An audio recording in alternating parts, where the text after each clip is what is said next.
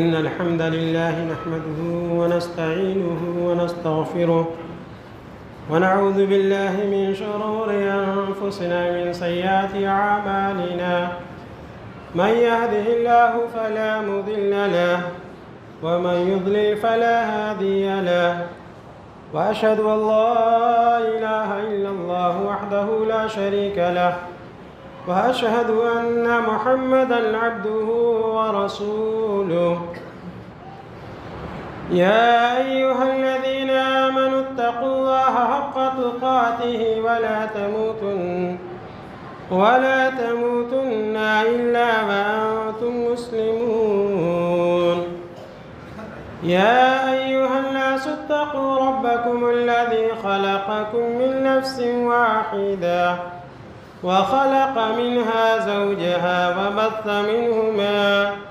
وبث منهما رجالا كثيرا ونساء واتقوا الله الذي تساءلون به والأرحام إن الله كان عليكم رقيبا يا أيها الذين آمنوا اتقوا الله وقولوا قولا سديدا يصلح لكم أعمالكم ويغفر لكم ذنوبكم ومن يطع الله ورسوله فقد فاز فوزا عظيما أما بعد فإن خير الحديث كتاب الله وخير الهدي هدي محمد صلى الله عليه وسلم وشر الأمور محدثاتها وكل محدثة بدعة وكل بدعة ضلالة وكل ضلالة في النار. وقال الله تعالى في كلامه المجيد: أعوذ بالله من الشيطان الرجيم بسم الله الرحمن الرحيم يا أيها الذين آمنوا قوا أنفسكم وأهليكم نارا وقودها الناس والحجارة عليها ملائكة غلاظ شداد لا يعصون الله ما أمرهم ويفعلون ما يؤمرون. رب اشرح لي صدري ويسر لي أمري واحلل عقدة من لساني يفقه قولي رب زدنی علما. تمام قسم کی تعریفات حمد بڑائی بزرگی صلی اللہ رب العالمین کے لیے لائق و سزاوار ہے، جس نے ہم کو بے شمار نعمتوں سے نوازا. بعد درود و سلام نازل ہو تمام انبیاء کرام پر، خاص طور سے آخری نبی جناب محمد رسول اللہ صلی اللہ علیہ وسلم پر. محترم حاضرین جمعہ، دینی ملی بھائیوں، خواتین اسلام، عزیز بچوں، اللہ رب العالمین نے ہمیں بہت ساری نعمتوں سے نوازا ہے. انہی نعمتوں میں سے ایک عظیم نعمت اولاد کی نعمت ہے. اولاد اللہ رب العالمین کی بہت بڑی نعمت ہے، اور ایک اولاد والدین کے لیے سرور اور آنکھوں کی ٹھنڈک ہوا کرتی ہے. دن کا تھکا مادہ انسان جب گھر کو لوٹتا ہے اور اس کے بچے جب دوڑ کر کے اس سے لپٹ جاتے ہیں، ابا ابا کہہ کے پکارتے ہیں، تو دن کی ساری تھکاوٹ کو بھول جاتا ہے اور اس کی آنکھ کو ایک سرور ملتا ہے، ٹھنڈک پہنچتی ہے، اس کے دل کو سکون پہنچتا ہے. تو اولاد اللہ رب العالمین کی ایسی نعمت ہے جس سے والدین کو سکون ملتا ہے. اور اولاد کی اس نعمت کی قدردانی کا ایک طریقہ یہ ہے کہ اولاد کی بہترین تربیت کی جائے. اللہ رب العالمین نے ہمیں جب اس نعمت سے نوازا ہے تو اس نعمت کی شکر گزاری کا طریقہ یہ ہے کہ اولاد کو اتنی اچھی تربیت کرے کہ اولاد ہمارے جانے کے بعد ہمارے لیے صدقہ جاریہ ثابت ہوں. اور یہ کب ثابت ہوں گے؟ جب ان کی اچھی تربیت کریں گے، تب ہم شروع ہی سے ان کے اوپر دھیان دیں گے تب. اس لیے کہ بچوں کی مثال ایک کورے کاغذ کی طرح ہے. بلینک پیپر ہوتا ہے، سادہ پیپر، اس پہ کچھ نہیں لکھا ہوتا ہے. جو آپ لکھیں گے وہی اس پر ثبت ہو جائے گا، جو لکھیں گے وہی چیز اس پر لکھی جائے گی. تو ایسے بچوں کی حالت اور بچوں کا ذہن ہوتا ہے، آپ جو چیز بچے کے اوپر ڈالیں گے، بچے کو سکھائیں گے، وہی چیز بچہ قبول کرے گا، اور شروع ہی سے جب اس پر دھیان دیں گے تب ہوگا، بعد میں دھیان دینے سے کچھ نہیں ہوگا۔ جس طریقے سے آپ ایک پودا لگاتے ہیں، ننھا پودا رہتا ہے، باریک اس کی جڑیں ہوتی ہیں، اس کو جس طرف چاہیں آپ موڑ دیں، لیکن جب وہ تناور درخت کی شکل اختیار کر لیتا ہے، اس کی جڑیں جب مضبوط ہو جاتی ہیں، تو ایسی صورت میں اب اگر اس کو موڑنا چاہیں تو نہیں مڑے گا۔ تو یہی مثال بچوں کی ہے۔ بچوں کو آپ جب شروع سے دھیان دیں گے، ان کے اوپر شروع سے ان کی اسلامی تربیت کریں گے، تو آپ جس رخ پہ چاہیں گے آسانی سے موڑ دیں گے، لیکن بعد میں جب بچے بڑے ہو جائیں گے، آپ ان کو بدلنا چاہیں گے تو نہیں بدل پائیں گے، بہت مشکل ہوگا آپ کے لیے اس وقت ان کو بدلنا۔ اسی لیے اللہ کے نبی صلی اللہ علیہ وسلم نے فرمایا، کل مولود یولد علی الفطرہ فابواہ یہودانہ وینصرانہ ویمجسانہ، کہ ہر بچہ دین فطرت پر پیدا ہوتا ہے، ہر بچہ توحید پر پیدا ہوتا ہے۔ توحید اللہ رب العالمین نے اس کی فطرت میں ودیت کر رکھی ہے، اسی توحید پہ بچہ پیدا ہوتا ہے۔ ایک بچے کو لے جا کر کسی جنگل میں چھوڑ آئیں اور پھر بعد میں اس کو لائیں تو اس کے اندر توحید ہوگی، وہ سمجھے گا فطری طور پر کہ ہمارا پیدا کرنے والا اوپر ہے۔ تو اللہ کے نبی صلی اللہ علیہ وسلم نے فرمایا کہ ہر بچہ ہی دینی فطرت پر پیدا ہوتا ہے، مسلمان ہو کر کے پیدا ہوتا ہے۔ بہت سارے لوگوں کے اندر یہ غلط فہمی ہے کہ پہلے ہندو کافر ہو کر کے پیدا ہوتا ہے، بعد میں ختنہ کرایا جاتا ہے۔ ختنہ کرانے سے کوئی مسلمان نہیں ہوتا ہے، یہ تو ایک اسلام کی ایک نشانی ہے، ایک فطرت ہے، لیکن یہ اسلام میں داخل ہونے کا یہ ایک ایسا نہیں کسی کے ذریعے اسلام میں داخل ہوتا ہے کوئی بھی شخص، اس کے بغیر بھی آدمی مسلمان ہو سکتا ہے، لیکن یہ سنت ہے، اس پہ عمل کرنا چاہیے۔ ہر بچہ جو ہے فطرت پہ پیدا ہوتا ہے، توحید پہ پیدا ہوتا ہے، مسلمان ہو کر کے پیدا ہوتا ہے۔ فَأَبْوَاهُ يُحَوِّدَانِهِ وَيُنَصِّرَانِهِ وَيُمَجِّسَانِهِ، اس کے باپ اس کو یہودی بنا دیتے ہیں، نصرانی بنا دیتے ہیں، مجوسی بنا دیتے ہیں۔ اس کے والدین جس طریقے سے ہوتے ہیں بچے کو بھی اسی سانچے میں ڈھال دیتے ہیں۔ اگر والدین کافر ہیں بچے کو بھی کافر بنا دیتے ہیں، اگر والدین یہودی ہیں بچے کو بھی یہودی بنا دیتے ہیں، نصرانی ہیں نصرانی بنا دیتے ہیں۔ ماں باپ جس طریقے سے چاہتے ہیں بچے کو اسی سانچے میں ڈال دیتے ہیں، لیکن بچہ جو پیدا ہوتا ہے اسلام پہ پیدا ہوتا ہے، توحید اس کے دل میں فطری طور پر داخل ہوتی ہے۔ اس لیے ضروری ہے کہ ہم بچے کی صحیح تربیت کریں، شروع ہی سے اس کی تعلیم اور تربیت پر نگاہ رکھیں۔ اگر ہم صحیح تربیت نہیں کریں گے تو ایسی صورت میں اللہ رب العالمین کے ہاں ہمیں جواب دینا پڑے گا، اللہ رب العالمین کے ہاں ہم بچ نہیں پائیں گے۔ اللہ کے نبی صلی اللہ علیہ وسلم نے فرمایا، صحیح بخاری کی حدیث ہے، کلکم راع و کلکم مسئول عن رعیتہ، تم میں سے ہر شخص سے نگہبان ہے، اس کو اس کے نگہبانی اس کے چرواہے کے بارے میں پوچھا جائے گا، چراگاہ کے بارے میں پوچھا جائے گا۔ اللہ کے نبی صلی اللہ علیہ وسلم نے فرمایا، الامام راع وہو مسئول عن رعیتہ، امام حکمران یہ راعی ہے، چرواہا ہے، نگہبان ہے، اس کو اس کی رعایا کے بارے میں پوچھا جائے گا۔ والرجل راع، اور آدمی یہ چرواہا ہے، نگہبان ہے، اس کو اس کے گھر کے بارے میں پوچھا جائے گا۔ والمرأة راعیۃ وہو مسئول عن رعیتہا، اور عورت یہ نگہبان ہے، اس کو اس کے شوہر کے گھر کے بارے میں پوچھا جائے گا۔ نبی صلی اللہ علیہ وسلم نے فرمایا، الا کلکم راع وکلکم مسئول عن رعیتہ، تم میں سے ہر شخص نگہبان ہے، اس کو اس کی رعایا اس کی ماتحتی کے بارے میں پوچھا جائے گا۔ اس حدیث سے یہ پتہ چلتا ہے کہ ہر شخص ذمہ دار ہے اور اس کو اس کی ذمہ داری کے بارے میں پوچھا جائے گا۔ ایک باپ ہے وہ گھر کا نگراں ہوا کرتا ہے، گھر کا مالک ہوتا ہے، گھر کا نگراں ہوتا ہے، اس کی ماتحتی میں جتنے بھی لوگ ہیں ان کے بارے میں اس سے پوچھا جائے گا۔ عورت ہے وہ بھی گھر کی ذمہ دار ہے، اور گھر کے اندر جتنے بھی لوگ ہیں، جتنے بھی بچے ہیں، اگر وہ غلط راستے پر جاتے ہیں تو اس عورت سے بھی سوال ہوگا۔ اسی لیے نبی صلی اللہ علیہ وسلم نے فرمایا کہ ہر شخص ذمہ دار ہے، ہر شخص کو اس کی ذمہ داری کے بارے میں پوچھا جائے گا۔ اس سے پتہ چلتا ہے کہ ہمیں اپنی ذمہ داری کو ادا کرنا چاہیے۔ اگر ہم خود صحیح رہیں گے، ہمارے بچے صحیح نہیں رہیں گے، ہمارے گھر میں رہنے والے افراد غلط طریقے پہ جائیں گے تو اللہ رب العالمین کے ہم بچ نہیں پائیں گے۔ اللہ رب العالمین کے ہم سے اس کے بارے میں بات پرس ہوگی، اللہ تعالیٰ پوچھے گا۔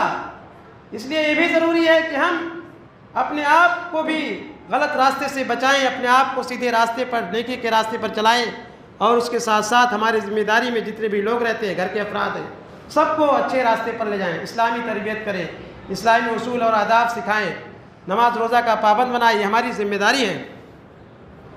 اللہ رب العالمین نے قرآن کریم میں اس آیت میں جس کو میں نے خطبہ حاجہ کی بات پڑھی، اس میں اللہ تعالیٰ نے فرمایا یا ایھا الذین آمنوا قوا انفسکم واہلیکم نارا، اے ایمان والو تم اپنے آپ کو اپنے گھر والوں کو جہنم کی آگ سے بچاؤ۔ قوا انفسکم واہلیکم نارا، اللہ تعالیٰ نے فرمایا اپنے آپ کو اور اپنے اہل و عیال کو، اپنے گھر والوں کو جہنم کی آگ سے بچاؤ۔ قوا انفسکم واہلیکم نارا وقودھا الناس والحجارہ، وہ آگ جس کے ایندھن انسان اور پتھر ہوں گے، جس جہنم کی آگ میں انسان کو، پتھروں کو، جن کو اللہ کے سوا جن کی پوجا ہوتی ہے، ان پتھروں کو ڈالا جائے گا، وہی اس کے ایندھن ہوں گے۔ علیہا ملائکۃ غلاظ شداد، اس کے اوپر ایسے سخت فرشتے ہیں، سخت دل فرشتے، نہایت مضبوط فرشتے اللہ رب العالمین نے متعین کر رکھے ہیں۔ علیہا ملائکۃ غلاظ شداد، اللہ تعالیٰ نے اس پر، اس جہنم کے اوپر مضبوط اور سخت دل کے فرشتوں کو کیوں متعین کر رکھا ہے؟ اس لیے تاکہ وہ ترس نہ کھائے۔ جہنمی جب جہنم کی آگ میں ڈالے جائیں گے، وہاں چیخیں گے، چلائیں گے، اگر نرم دل رہیں گے تو ہو سکتا ہے کہ نرمی کی وجہ سے، نرم دلی کی وجہ سے ان کے اوپر رحم کھا جائیں، عذاب میں کوئی تخفیف کر دیں۔ اسی لیے اللہ رب العالمین نے سخت دل کے فرشتوں کو جہنم کے اوپر متعین کر رکھا ہے، جن کے اندر رحم کا کوئی مادہ ہی نہیں ہے، وہ ترس کھانے والے نہیں ہیں، لاکھ چیخیں گے، چلائیں گے، لیکن وہ ذرہ برابر ترس نہیں کھائیں گے۔ علیہا ملائکۃ غلاظ شداد لا یعصون اللہ ما امرہم ویفعلون ما یؤمرون، وہ اللہ تعالیٰ کی نافرمانی نہیں کریں گے، جس کا اللہ تعالیٰ نے حکم دیا ہے اس کی کبھی نافرمانی نہیں کر سکتے ہیں۔ ویفعلون ما یؤمرون، اور جس چیز کا اللہ تعالیٰ نے حکم دیا ہے اس کو وہ بجا لاتے ہیں، اس کو کرتے ہیں، اس پر عمل کرتے ہیں۔ تو اس آیت میں اللہ رب العالمین نے جہاں یہ حکم دیا ہے کہ تم اپنے آپ کو جہنم کی آگ سے بچاؤ، وہیں اس بات کا بھی حکم دیا ہے کہ تم اپنے گھر والوں کو جہنم کی آگ سے بچاؤ۔ اس سے یہ پتہ چلتا ہے کہ ہم خود بھی بچیں، اپنے بچوں کو بھی جہنم کی آگ سے بچائیں، اور وہی تڑپ ہونی چاہیے، وہی لگن ہونی چاہیے جس طریقے سے ہم دنیا کے بارے میں سوچتے ہیں۔ دنیا میں ہمارے بچے کے اوپر کوئی تکلیف آ جاتی ہے، ہم پریشان ہو جاتے ہیں، فوراً ہاسپٹل لے جاتے ہیں، اچھے سے اچھے ڈاکٹر سے علاج کرواتے ہیں، کتنی ہمیں تکلیف ہوتی ہے جب ہمارے بچے بیمار ہوتے ہیں۔ اسی طریقے سے اگر بچے جہنم کی آگ میں جائیں تو اس وقت بھی ہمیں تکلیف ہونی چاہیے، اس جہنم کی آگ سے بچانے کی ہمیں فکر کرنی چاہیے۔ فرض کیجئے آپ کے گھر میں آگ لگ گئی ہے، گھر میں آپ کا اگر بچہ ہے تو آپ اپنے بچے کو اس آگ سے بچانے کے لیے کتنی محنت کریں گے، اپنی جان کی بازی لگا دیں گے، کسی طریقے سے سوچیں گے کہ ہمارا بچہ اس گھر سے نکل جائے اور اس آگ سے بچ جائے۔ ذرا سوچو، آپ کے بچے جہنم کی آگ کے مستحق قرار دے رہے ہیں، پا رہے ہیں، آپ اس کے لیے کیا تگودو کرتے ہیں؟ وہ جہنم کی آگ جو دنیا کی آگ سے 69 گنا زیادہ ہے، اتنی تیز آگ ہے کہ اگر ایک چنگاری دنیا میں گر جائے تو پوری دنیا جل کر کے راکھ ہو جائے گی۔ اس جہنم کی آگ میں جلیں گے اور چیخیں گے، چلائیں گے، چمڑیاں جب جل جائیں گی تو اللہ رب العالمین نے فرمایا کلما نضجت جلودہم بدلناہم جلودا غیرہا لیذوقوا العذاب، جب جب ان کی چمڑیاں جل جائیں گی ہم ان کے اوپر نئی چمڑی چڑھا دیں گے تاکہ ان کے عذاب میں کوئی تخفیف واقع نہ ہو، تاکہ ان کے عذاب میں کوئی کمی واقع نہ ہو۔ ذرا سوچئے، ہمارے بچے اگر اس جہنم کی آگ میں جائیں گے تو ہمیں کتنی تکلیف ہوگی۔ دنیا کی آگ میں سے بچانے کے لیے ہم پوری دگ و تا کر دیتے ہیں، جان کی بازی لگا دیتے ہیں، لیکن جہنم کی آگ سے بچانے کے لیے ہم کوئی فکر نہیں کرتے ہیں۔ دنیا کی اچھائی کے لیے، خیر کے لیے ہم اتنی کوشش کرتے ہیں۔ ذرا سوچئے، ہم یہ سوچتے ہیں کہ ہمارا بچہ آگے چل کر کے ترقی کرے، پڑھ لکھ کر کے ڈاکٹر ہو جائے، انجینئر ہو جائے، اس کے لیے ہم کیا کرتے ہیں؟ صبح صبح بچوں کو جگاتے ہیں، تیار کرتے ہیں، اس کو اسکول تک لے جا کر کے چھوڑتے ہیں، لیکن آخرت کو سنوارنے کے لیے اپنے بچے کو نماز کے لیے، فجر کی نماز کے لیے نہیں جگاتے ہیں۔ کتنے افسوس کی بات ہے کہ دنیا بنانے کے لیے ہم اتنی فکر کرتے ہیں۔ کتنے والدین ایسے ہیں جو اپنے بچے کو اسکول کے لیے جگاتے ہیں، صبح اسکول رہتی ہے صبح ہی جگاتے ہیں، 6 بجے جگاتے ہیں، لیکن نماز کے لیے نہیں جگا پاتے ہیں۔ نماز، یہ اس سے آپ کا بچے کی آخرت سنورے گی، اس کی آپ کے بارے میں کوئی فکر نہیں ہے۔ جبکہ اللہ کے نبی صلی اللہ علیہ وسلم نے حکم دیا مروا اولادکم وہم ابناء 7 سنین واضربوہم وہم ابناء 10 سنین۔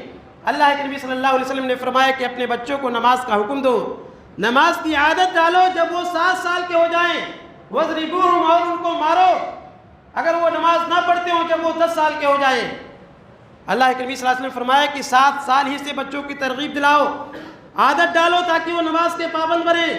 نماز کے عادی ہو جائیں، اور اگر 10 سال کے ہو جاتے ہیں نماز نہیں پڑھتے ہیں تو ان کے اوپر سختی کرو، ان کو مارو، مار کر کے نماز کا عادی بناؤ۔ لیکن افسوس ہوتا ہے دنیا کے معاملے ہم کتنا سوچتے ہیں، لیکن آخرت کے بارے میں ہم کوئی کچھ سوچتے نہیں ہیں۔ اگر ہم خود فجر کی نماز کے لیے آتے ہیں، ہمارا بچہ سویا رہتا ہے تو ہم ذمہ دار ہیں کیا؟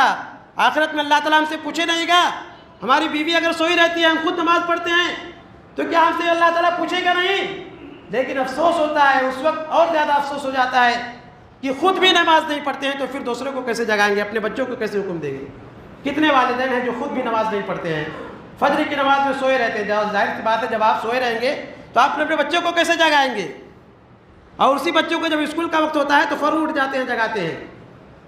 کتنے افسوس کی بات ہے، ہمیں اپنا محاسبہ کرنا چاہیے کہ ہم دنیا کے تئیں کتنے فکر مند ہیں، لیکن آخرت کے بارے میں ہم کچھ بھی سوچتے نہیں ہیں، جبکہ آخرت کے بارے میں ہمیں اس سے زیادہ سوچنا چاہیے، اس سے زیادہ ہمیں محنت کرنی چاہیے آخرت کو سنوارنے کے لیے۔ اللہ رب العالمین نے اس آیت میں اسی کا حکم دیا ہے کہ تم اپنے آپ کو، اپنے اہل و عیال کو جہنم کی آگ سے بچاؤ۔ اس لیے ہمارے اوپر ذمہ داری بنتی ہے کہ ہم شروع ہی سے بچوں کی تربیت پر دھیان دیں، شروع ہی سے اس کو اسلامی سانچے میں ڈھالیں۔ جب بچہ پیدا ہو، بلکہ پیدا ہونے سے پہلے ہی اس کے لیے فکر مندی کا اظہار کرنا، فکر مند ہونا چاہیے۔ وہ کس طریقے سے؟ اس طریقے سے کہ اپنی شریک حیات کے لیے جس کا انتخاب کریں وہ دیندار عورت ہو۔ اگر آپ چاہتے ہیں کہ آپ کے بچے دیندار رہیں تو آپ اپنی شریک حیات کے لیے جس کا انتخاب کریں وہ دیندار ہونی چاہیے۔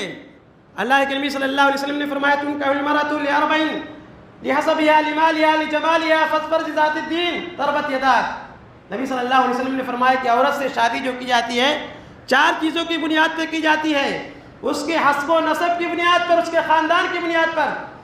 اور کچھ لوگ ہیں جو اس کی خوبصورتی کو دیکھتے ہیں، کچھ لوگ ہیں جو اس کے مال کو دیکھتے ہیں کہ عورت مالدار ہے یا نہیں۔ اللہ کے نبی صلی اللہ علیہ وسلم نے فرمایا کہ تم دینداری کو ترجیح دو، فاظفر بذات الدین، دینداری کو ترجیح دو، تمہارے دونوں ہاتھ خاک آلود ہوں۔ یعنی نبی صلی اللہ علیہ وسلم نے فرمایا کہ تم جس عورت کو ترجیح دو وہ دیندار ہونی چاہیے، دینداری ہمیں دیکھنا چاہیے۔ لیکن آج ہمارا معیار بدل گیا ہے، ہم دیکھتے ہیں کہ عورت یا اس کے باپ کے پاس کتنی پراپرٹی ہے، کتنا جہیز لے کر کے وہ ہمارے پاس آئے گی، ان سب چیزوں کے بارے میں ہم سوچتے ہیں، لیکن یہ نہیں سوچتے ہیں کہ عورت دیندار ہے یا نہیں۔ شروع ہی میں ہمارا رویہ غلط ہے، شروع ہی میں ہم غلط راستے پہ چل پڑتے ہیں، جس کی وجہ سے ہماری اولاد بھی غلط راستے پہ چل پڑتی ہے۔ اس لیے کہ یہ مسئلہ مشہور ہے کہ عورت یہ ماں بچے کا سب سے پہلا مدرسہ ہے، ماں کی آغوش بچے کا سب سے پہلی تربیت گاہ ہے۔ اگر ماں صحیح رہے گی تو ایسی صورت میں بچہ صحیح رہے گا۔ اس لیے کہ پہلا مدرسہ ہی اگر خراب ہو جائے گا، ماں کی آغوش اگر خراب ہو جائے گی تو ایسی صورت میں بچے اس کے آغوش میں صحیح تربیت نہیں حاصل کر سکتے ہیں۔ اگر ماں ہی دیندار نہیں رہے گی، اگر ماں ہی نماز روزے کی پابند نہیں رہے گی، اگر ماں ہی فیشن پرست رہے گی، ماں اگر بے حیائی کو ترجیح دینے والی رہے گی، تو ظاہر سی بات ہے ایسی ماں کی آغوش میں نیک اور دیندار بچے کیسے پل سکتے ہیں؟ ایسے بچے جو اس ماں کی آغوش میں رہیں گے وہ بھی اسی روش پر چلیں گے، وہ بھی اسی طریقے سے بددین ہو رہیں گے، ان کو دین سے کوئی مطلب نہیں رہے گا۔ اس لیے سب سے پہلے ہمارے لیے یہ اس بات کی ضرورت ہے کہ ہم جس سے نکاح کریں، شادی کریں، وہ نیک اور دیندار ہونی چاہیے تاکہ ہمارے بچے بھی دیندار ہوں۔ اور اس کے بعد بچے کے لیے ہمیں دعائیں مانگتے رہنا چاہیے کہ اے اللہ رب هب لي من الصالحین، جس طریقے سے ابراہیم علیہ السلام نے دعا مانگی کہ اللہ ہمیں نیک اور صالح اولاد عطا فرما۔ صرف اولاد ہی کے لیے نہیں بلکہ نیک اور صالح اولاد کے لیے دعا مانگتے رہنا چاہیے۔ تو اس طریقے سے دعائیں کرنا چاہیے۔ بچہ جب پیدا ہو تو اس کے بعد اسلامی طریقے کے مطابق 7ویں دن عقیقہ کرنا چاہیے۔ اس معاملے میں بھی لوگ کوتاہی کرتے ہیں۔ اہل حدیثوں کے ہاں تو ماشاءاللہ روایت پایا جاتا ہے کہ 7ویں دن عقیقہ کیا جاتا ہے، لیکن دوسرے مسالک کے ہاں یہ کمزوری ہے، ایک کوتاہی ہے کہ یہ لوگ عقیقہ نہیں کرتے ہیں تو بعد میں اپنے آرام کے لحاظ سے ساری چیزیں ہو جاتی ہیں، ہاسپٹل کا خرچہ کسی طریقے سے برداشت کر لیتے ہیں، کہیں سے بھی لے کر کے ہو جاتا ہے، لیکن عقیقہ نہیں کر پاتے ہیں۔ اکثر دیکھا جاتا ہے، مشاہدے میں دیکھا جاتا ہے، یہ حقیقت ہے کہ دوسرے لوگ بالکل عقیقہ نہیں کرتے۔ 7ویں دن تو مشکل سے کوئی کرتا ہے اہل حدیث کے علاوہ، سارے پیسوں کا انتظام ہو جاتا ہے لیکن عقیقے لیے انتظام نہیں ہوتا ہے۔ 7ویں دن یہ سنت ہے 7ویں دن عقیقہ کیا جائے۔ تو اس لیے اس طریقے پہ عمل کرنا چاہیے اگر ہم چاہتے ہیں کہ ہمارا بچہ نیک اور دیندار ہو۔ اس کے علاوہ بچہ جب بولنے کے قابل ہو جائے تو سب سے پہلے اس کو اللہ کے بارے میں سکھانا چاہیے، اللہ اللہ بولنا سکھانا چاہیے، توحید کے بارے میں بتلانا چاہیے، اچھی عادتوں کی ترغیب دلانا چاہیے، شروع ہی سے دھیان دینا چاہیے۔ یہ نہیں سوچنا چاہیے کہ بچہ تو ابھی چھوٹا ہے، ابھی کیا ہے، بعد میں جب بڑا ہو جائے گا تب سیکھ جائے گا۔ نہیں، بعد میں جب بڑا ہو جائے گا تو اس وقت آپ کو اس کو بدلنا بہت مشکل ہو جائے گا۔ جس طریقے سے درخت ہوتا ہے، موٹا جب ہو جائے گا تو آپ اس کو نہیں بول پائیں گے، بدل پائیں گے، اس کو نہیں موڑ پائیں گے۔ تو اس لیے شروع ہی سے دھیان دیں، شروع ہی سے اسلامی آداب کا خوگر بنائیں۔ اللہ کے نبی صلی اللہ علیہ وسلم کا طریقہ کیا ہوا کرتا تھا، اللہ کے نبی صلی اللہ علیہ وسلم بچوں کی کس طریقے سے تربیت کرتے تھے، ہمیں دیکھنا چاہیے۔ بچوں سے پیار بھی کرنا چاہیے، ایسا نہیں ہو کہ بچوں کے ساتھ ہمیشہ سختی کے ساتھ پیش آئیں۔ بہت سارے لوگ ہوتے ہیں جو بچوں کے سامنے بالکل سخت ہوتے ہیں، ہمیشہ ڈانٹتے رہتے ہیں، ہمیشہ مارتے رہتے ہیں۔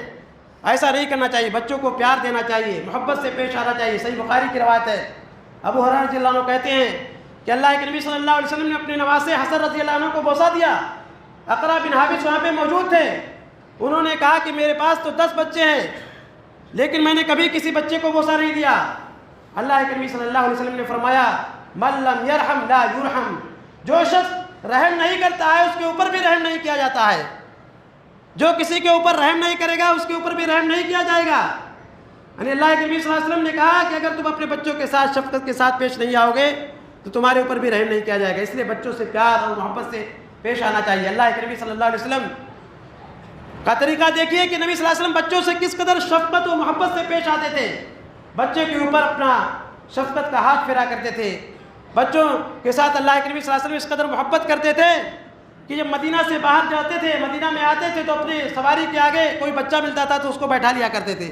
اللہ کے نبی صلی اللہ علیہ وسلم نماز جب پڑھاتے تھے، آپ صلی اللہ علیہ وسلم کہتے ہیں کہ میرا ارادہ رہتا تھا کہ میں نماز کو طول دوں، نماز کو لمبی کر دوں، لیکن پیچھے سے کسی بچے کی آواز کو میں جب سنتا ہوں، رونے کی آواز کو سنتا ہوں تو میں نماز کو مختصر کر دیتا ہوں، اس لیے کہ مجھے معلوم ہے کہ بچے کے رونے کی وجہ سے ماں کو کس قدر تکلیف ہوتی ہے۔ یعنی اللہ کے نبی صلی اللہ علیہ وسلم کے زمانے میں 5 وقتہ نمازوں میں عورتیں آیا کرتی تھیں، عورتیں اپنے بچوں کو بھی لے کر کے آیا کرتی تھیں۔ جب بچے رونے لگتے تھے اللہ کے نبی صلی اللہ علیہ وسلم نماز کو مختصر کر دیتے تھے، کیونکہ بچوں کے رونے سے ماں کو تکلیف ہوتی ہے۔ نبی صلی اللہ علیہ وسلم کو اتنا احساس رہا کرتا تھا۔ حسن حسین رضی اللہ عنہ کبھی کبھی کھیلتے کھیلتے جب آپ سجدے میں جاتے تھے، آپ کی پیٹھ پر آ جاتے تھے تو آپ صلی اللہ علیہ وسلم سجدہ طویل کر دیتے تھے تاکہ اچھے سے کھیل لیں۔ یعنی اتنا فکر رکھتے تھے اللہ کے نبی، اتنی محبت کرتے تھے۔ ایک مرتبہ نبی صلی اللہ علیہ وسلم خطبہ دے رہے تھے، خطبے کے دوران حسن حسین آئے، اللہ کے نبی صلی اللہ علیہ وسلم نے دیکھا کہ وہ سرخ لباس پہنے ہوئے لڑک لڑ کر کے چل رہے ہیں۔ نبی صلی اللہ علیہ وسلم ممبر سے اتر پڑتے ہیں، ان کو اپنی گود میں اٹھا لیتے ہیں اور فرماتے ہیں انما اموالکم واولادکم فتنہ، تمہارے مال تمہارے اولاد فتنہ ہے۔ تو یہ نبی صلی اللہ علیہ وسلم کا طریقہ تھا کہ آپ صلی اللہ علیہ وسلم بچوں سے بہت زیادہ محبت سے پیش آیا کرتے تھے۔ تو اس طریقے سے ہمیں بھی بچوں کے ساتھ محبت سے پیش آنا چاہیے، یہ نبی صلی اللہ علیہ وسلم کا طریقہ ہے، سختی نہیں کرنی چاہیے۔ اس طریقے سے بچوں کے درمیان عدل و انصاف کرنا چاہیے۔ ایسا نہ ہو کہ ایک بچے سے آپ زیادہ پیار کریں، دوسرے بچے سے کم پیار کریں۔ جب گھر میں کوئی چیز لے کر کے آئیں تو ایک بچے کو اچھی چیز دے دیں، دوسرے بچے کو خراب چیز دے دیں۔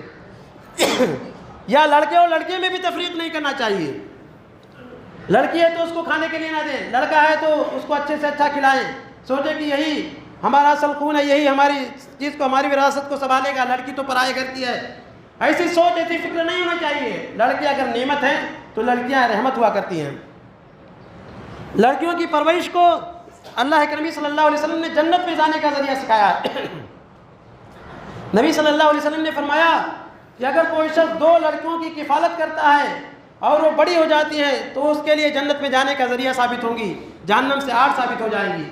تو لڑکیوں کی پرورش کرنا، ان کو پالنا، اس طریقے سے ان کی صحیح تربیت کرنا یہ جنت میں جانے کا سبب ہے۔ تو اسی لیے لڑکیوں کی پیدائش کو باعث ننگ و آ نہیں سمجھنا چاہیے، جیسا کہ زمانے جاہلیت بھی کیا جاتا تھا۔ اللہ رب العالمین نے قرآن کریم میں اس کا نقشہ کھینچا ہے، وَإِذَا بُشِّرَ أَحَدُهُم بِالْأُنثَىٰ ظَلَّ وَجْهُهُ مُسْوَدًّا وَهُوَ كَظِيمٌ يَتَوَارَىٰ مِنَ الْقَوْمِ مِنْ سُوءِ مَا بُشِّرَ بِهِ أَيُمْسِكُهُ عَلَىٰ هُونٍ أَمْ يَدُسُّهُ فِي التُّرَابِ۔ زمانے جاہلیت میں لڑکیاں جب پیدا ہوتی تھی اس کو اپنے لیے باعث عار سمجھا کرتے تھے۔ قرآن کریم میں اللہ رب العالمین نے فرمایا وَإِذَا بُشِّرَ أَحَدُهُم بِالْأُنثَىٰ، جب ان میں سے کسی کو لڑکی کی پیدائش کی خوشخبری سنائی جاتی تھی ظل وجهه مسودا وهو كظيم، اس کا چہرہ غصے کے مارے سیاہ ہو جاتا تھا اور وہ اندر ہی اندر گھٹتا تھا اور سوچتا تھا، اور یتوارى من القوم من سوء ما بشر به، اس بری خبر کی وجہ سے وہ قوم سے چھپتا پھرتا تھا، قوم سے اپنا منہ چھپائے پھرتا تھا اور سوچتا تھا ایمسکہ علی ہون ام یدسہ فی التراب، کیا اس کو ذلت و رسوائی کے ساتھ باقی رکھے یا مٹی کے نیچے دفن کر دے۔ یعنی لڑکی جب پیدا ہوتی تھی تو آدمی پریشان ہو جاتا تھا، لوگوں سے منہ چھپائے پھرتا تھا کہ لڑکی پیدا ہوئی، لوگوں کے سامنے کس منہ سے جائے گا، سوچتا تھا کہ اس کو کیا کرے، باقی رکھے یا دفن کر دے، کیونکہ زمانے جاہلیت میں لوگ اپنی لڑکیوں کو زندہ دفن کر دیا کرتے، زندہ کھود کر کے دفن کر دیا کرتے تھے، اتنی سخت دلی کا مظاہرہ کرتے تھے۔ تو وہی والا طریقہ آج بھی لوگ اپناتے ہیں کہ لڑکی جب پیدا ہوتی ہے تو اس وقت ان کا چہرہ سیاہ ہو جاتا ہے، غم سے نڈھال ہو جاتے ہیں، سوچتے ہیں کہ لوگوں کو بتائے یا نہ بتائے۔ لڑکا پیدا ہوتا ہے تو لڈو بانٹتے ہیں، لوگوں کے درمیان مٹھائیاں تقسیم کرتے ہیں، ہر ایک کو بتاتے ہیں اور خوش ہوتے ہیں، لیکن لڑکی کے پیدائش کو باعث ننگوار سمجھا جاتا ہے۔ آج بھی زمانے جاہلیت والی روش پر لوگ چلنا شروع ہو گئے ہیں۔ کتنے لوگ ایسے ہیں جب پتہ چلتا ہے کہ لڑکی ہے کسی طریقے سے ڈاکٹروں کے ذریعے معلوم کر لیتے ہیں، ابارشن کرا دیتے ہیں کہ لڑکی پیدا۔ ایسے لوگ بھی ہیں، زمانے جاہلیت والا طریقہ آج بھی لوگ اپنا رہے ہیں۔ تو ہمیں شروع ہی سے لڑکا اور لڑکی میں تفریق نہیں کرنا چاہیے، ہر ایک کے ساتھ محبت سے پیش آنا چاہیے، ہر ایک کے ساتھ ہمدردی اور مشفقانہ رویہ اختیار کرنا چاہیے۔ یہ طریقہ ہمارا ہونا چاہیے اگر ہم صحیح تربیت کرنا چاہتے ہیں تو۔ اور کوئی بھی چیز دیں تو لڑکوں کے درمیان تفریق نہ کریں۔ صحیح بخاری کی روایت ہے، نعمان بن بشیر رضی اللہ عنہ کہتے ہیں کہ انہوں نے اپنے ایک لڑکے کو کچھ دینا چاہا، جب اپنی شریک حیات سے اس کا ذکر کیا تو ان کی بیوی نے کہا کہ جب تک آپ رسول اللہ صلی اللہ علیہ وسلم کو گواہ نہ بنا لے جب تک میں اس پر راضی نہیں ہوں۔ وہ لے کر کے جاتے ہیں اللہ کے نبی صلی اللہ علیہ وسلم کے پاس اور کہتے ہیں کہ اے اللہ کے نبی، یہ میرا لڑکا ہے، میں اس کو کچھ چیز ہبہ کرنا چاہتا ہوں، دینا چاہتا ہوں۔ نبی صلی اللہ علیہ وسلم نے فرمایا کیا تمہارے پاس اور بھی لڑکے ہیں؟ انہوں نے کہا ہاں اور بھی لڑکے ہیں۔ آپ صلی اللہ علیہ وسلم نے فرمایا اتقوا اللہ، اللہ سے ڈرو، واعدلوا فی اولادکم، اور اپنے لڑکوں کے بارے میں عدل و انصاف سے کام لو۔ نبی صلی اللہ علیہ وسلم نے فرمایا ڈرو اللہ تعالیٰ سے، نا انصافی نہ کرو۔ ایک دوسری حدیث میں ہے کہ نبی صلی اللہ علیہ وسلم نے کہا کہ میں اس ظلم پر گواہ نہیں بن سکتا ہوں۔ اس حدیث سے یہ پتہ چلتا ہے کہ ہمیں لڑکوں کے درمیان عدل و انصاف سے کام لینا چاہیے۔ بہت سارے لوگ ہیں لڑکا خوبصورت ہے تو اس سے زیادہ محبت کرتے ہیں، یا لڑکا دیکھتے ہیں چالاک ہے ہوشیار ہے اس کے زیادہ محبت کرتے ہیں، اس کو زیادہ چیزیں دیتے رہتے ہیں۔ یہ طریقہ نہیں ہونا چاہیے، یہ غلط طریقہ ہے۔ اگر آپ چاہتے ہیں کہ بچوں کی صحیح تربیت کریں تو آپ بچوں کے درمیان بھی عدل و انصاف سے کام لیں اور بچے کو شروع ہی سے توحید کی باتیں سکھائیں اور اسلامی عادات سکھائیں۔ اللہ کے نبی صلی اللہ علیہ وسلم دیکھیے کس طریقے سے تربیت کر رہے ہیں۔ عمر بن سلمہ رضی اللہ عنہ کہتے ہیں کہ وہ چھوٹے تھے، نبی صلی اللہ علیہ وسلم کی گود میں پل رہے تھے۔ ایک مرتبہ آپ صلی اللہ علیہ وسلم کے ساتھ کھانا کھا رہے تھے کہ ان کا ہاتھ برتن میں ادھر ادھر چل رہا تھا۔ اللہ کے نبی صلی اللہ علیہ وسلم نے دیکھا تو کہا یا غلام، اے لڑکے، سم اللہ، اللہ کا نام لے کر کے کھاؤ، بسم اللہ کہہ کے کھاؤ، وکل بیمین کا، اور دائیں ہاتھ سے کھاؤ، وکل مما یلی کا، اور جو تمہارے سامنے موجود ہے اس سے کھاؤ۔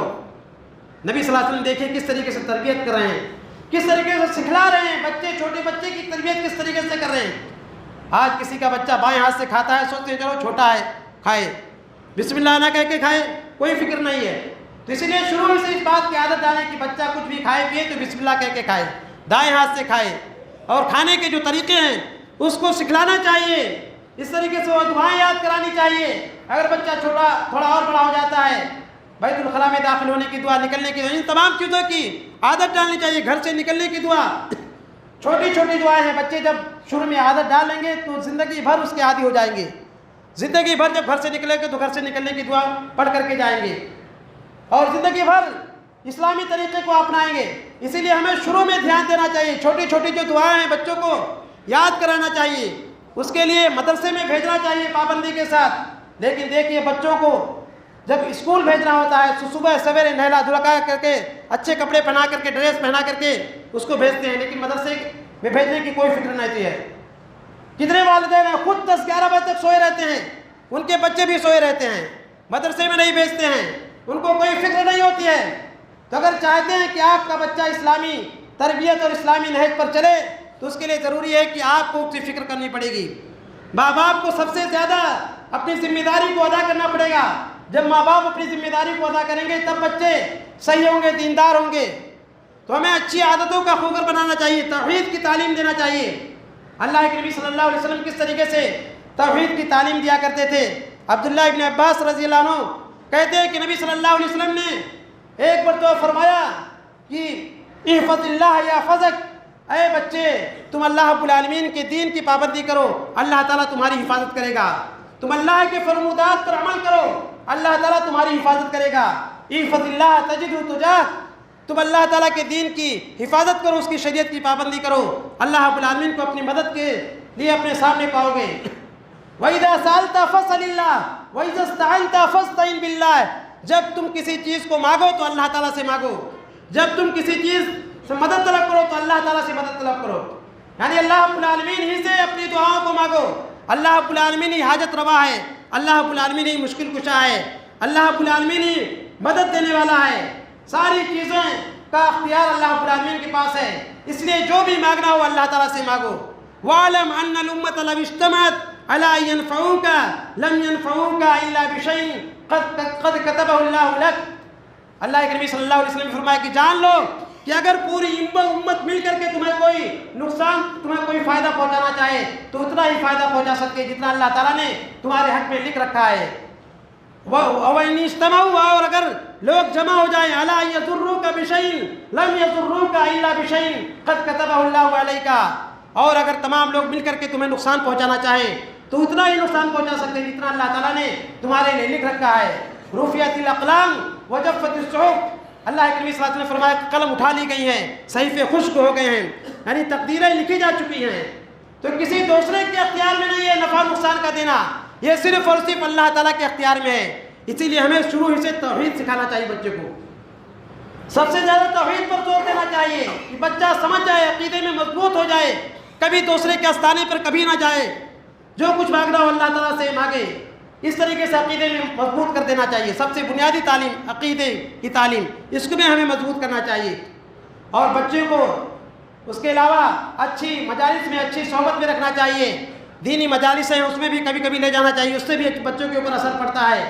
صحیح بخاری کی روایت ہے کہ صحابہ کرام کس طریقے سے بچوں کی تربیت کرتے تھے. ایک مرتبہ اللہ کے نبی صلی اللہ علیہ وسلم نے صحابہ کرام کی مجلس میں پوچھا کہ اچھا بتاؤ کون سا ایسا درخت ہے, صحیح بخاری کی روایت ہے, نبی صلی اللہ علیہ وسلم نے پوچھا کون سا ایسا درخت ہے جس کی مثال مسلم کی طرح ہے, جو سدا بہار ہے, جس کے اوپر کبھی خزاں نہیں آتا ہے.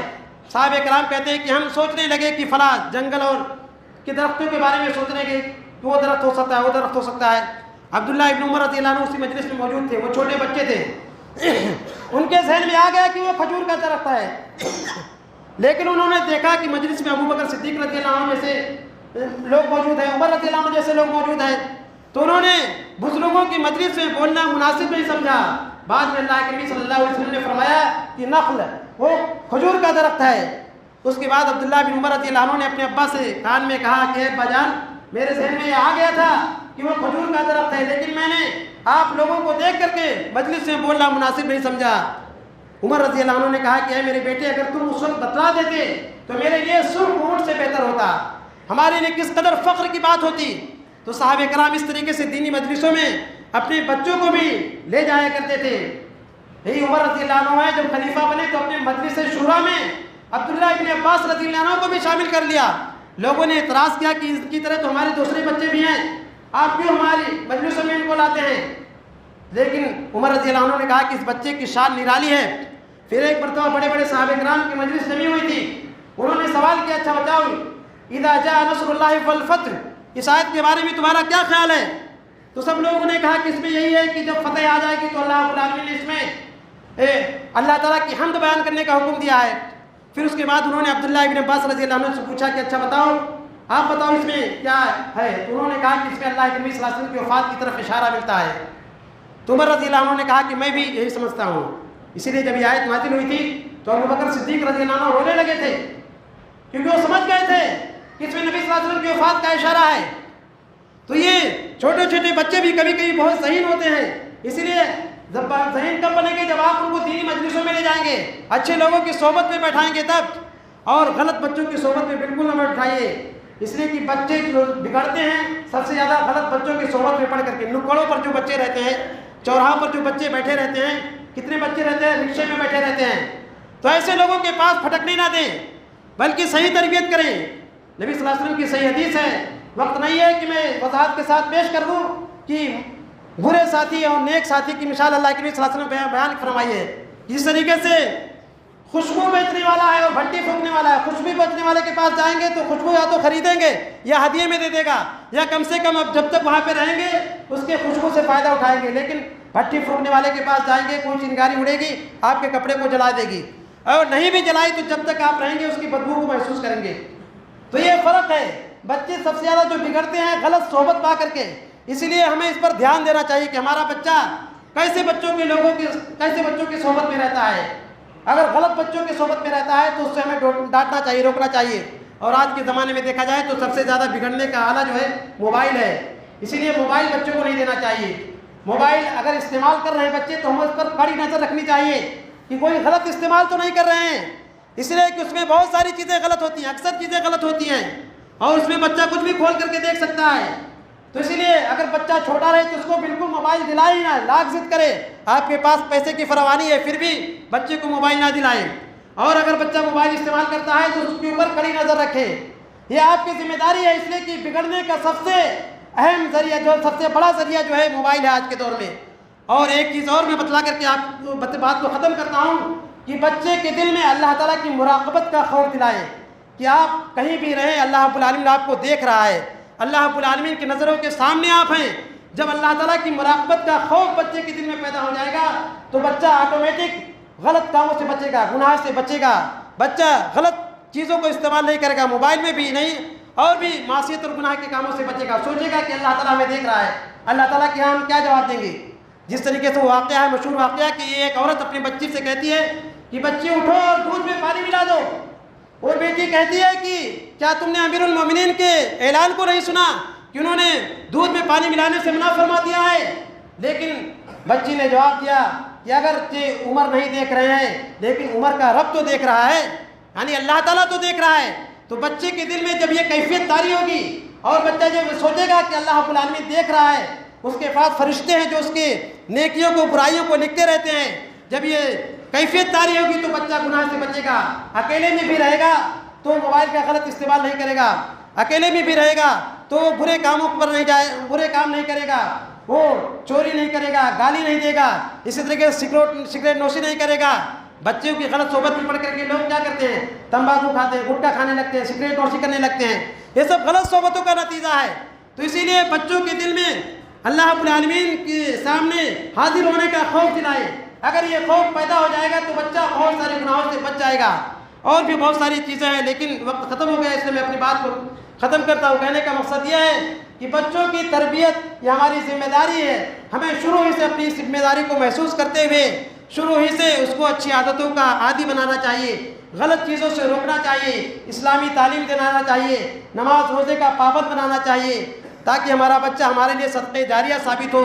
بعد میں جب ہم مر جائیں تو یہ بچہ اگر نیک رہے گا تب ہمارے لیے دعا کرے گا، برا رہے گا تو کبھی آپ کو نہیں یاد کرے گا، کبھی آپ کی دعا کے لیے ہاتھ نہیں اٹھائے گا۔ لیکن اگر صحیح تربیت کرے رہیں گے تو جب بھی نماز پڑھے گا، جب بھی وہ دعا کے لیے ہاتھ اٹھائے گا تو آپ کے لیے بھی دعا کا ایک حصہ خاص کرے گا، آپ کے لیے بھی دعا کرے گا۔ اور یہ نبی صلی اللہ علیہ وسلم نے یہی فرمایا کہ صدقۃ جاریہ، یا اس طریقے سے علم ينتفع به ولد صالح يدعو له، اگر نیک اولاد رہے گی تو آپ کے لیے دعا کرے گی تو آپ کے لیے صدقہ جاریہ ثابت ہوگی۔ جنت میں اللہ تعالیٰ درجات کو بلند کرتا ہے، بعد میں وہی شخص پوچھتا ہے کہ اللہ میرے درجات تو نے کیوں بلند کیے؟ تو کہا جاتا ہے کہ تیرے بچے نے تیرے لیے دعا مانگی ہے اس لیے تیرا درجہ جنت میں بلند کیا جا رہا ہے۔ تو اگر آپ بچے کی صحیح تربیت کریں گے تب یہ بچے آپ کے لیے دعا مانگیں گے اور آپ جنت میں اعلیٰ درجے پر فائز ہوں گے۔ تو اس لیے اگر یہ چاہتے ہیں تو آپ شروع سے دھیان دیں۔ اللہ رب العالمین سے دعا ہے کہ اللہ تعالیٰ ہمیں اپنے بچوں کی صحیح تربیت کرنے کی توفیق عطا فرما۔ اللہ رب العالمین تو ہمیں بھی نماز کا پابند بنا، ہمارے گھر والوں کو، ہمارے بچوں کو بھی نماز کا پابند بنا دے۔ اللہ رب العالمین تو تمام مسلمانوں کو شرک و بدعت سے بچا، تمام مسلمانوں کے درمیان اتحاد اتفاق پیدا کر دے۔ اللہ رب العالمین ہمیں سے جو مر چکے ان کو جنت الفردوس میں جگہ دے، ہمیں سے جو قرض دار ان کو قرض کی ادائیگی کی توفیق عطا فرما دے۔ اللہ رب العالمین تو مسلمانوں کا غلبہ عطا فرما، اللہ رب العالمین تو مسلمانوں کی مدد کر، اللہ رب العالمین تو تمام مسلمانوں کو دین کی صحیح سمجھ عطا فرما، قرآن و حدیث کے مطابق زندگی گزارنے کی توفیق عطا فرما، اور ہمیں جب تک زندہ رکھ ایمان پر زندہ رکھ، اور جب ہمارا خاتمہ کر ایمان پر کر، آمین۔ وآخر دعوانا ان الحمد للہ صلی اللہ علیہ وسلم۔